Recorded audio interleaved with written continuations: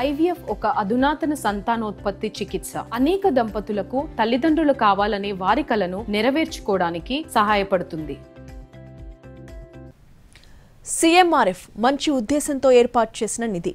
పేదలకు ఆర్థికంగా ఆసరాగా నిలిచే కార్యక్రమం.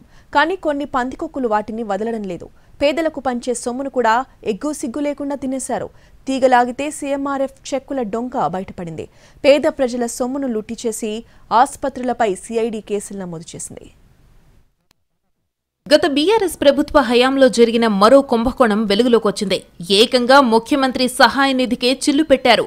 మధ్యవర్తులతో మాట్లాడుకోవడం, నకిలీ బిల్లులు సృష్టించడం, చెక్కులు తీసుకోవడం, ఇలా 10 ఏళ్లుగా సీఎం రిలీఫ్ ఫండ్ పై పందికొక్కుల్లా పడి మేసేశారు. పేదోడి నోటికాడి బుక్కను లాక్కున్నారు. గత సర్కారు నిర్వాకంపై సీరియస్ అయిన రేవంత్ రెడ్డి ప్రభుత్వం సిఐడి విచారణకు ఆదేశించింది. హైదరాబాద్, ఖమ్మం, నల్గొండ, కరీంనగర్, వరంగల్, మహబూబాబాద్ జిల్లాతో సహా మొత్తం 26 ఆసుపత్రులపై ఎఫ్ఐఆర్లు నమోదు చేసింది. ఈ స్కామ్ లో హాస్పిటల్ సిబ్బంది, లోకల్ లీడర్లు, అధికారులు, పైరవీకారులు ఉన్నట్టు తెలుస్తోంది.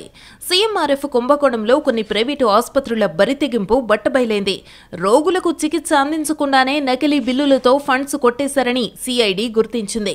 మొత్తం 30 ప్రైవేటు ఆసుపత్రులపై 6 కేసులను సిఐడి బుక్ చేసింది. గతేడాది ఏప్రిల్కు ముందు ఆయా హాస్పిటళ్లు ఈ దంతాను నడిపించినట్టు ఎఫ్ఐఆర్లో సిఐడి పేర్కొంది. ఉద్యోగులు, ఆసుపత్రి సిబ్బంది, పైరవీకారులు, అధికారులు కలిసి నిధులు దోచేశారని సిఐడి ఎఫ్ఐఆర్లో పొందుపరిచింది.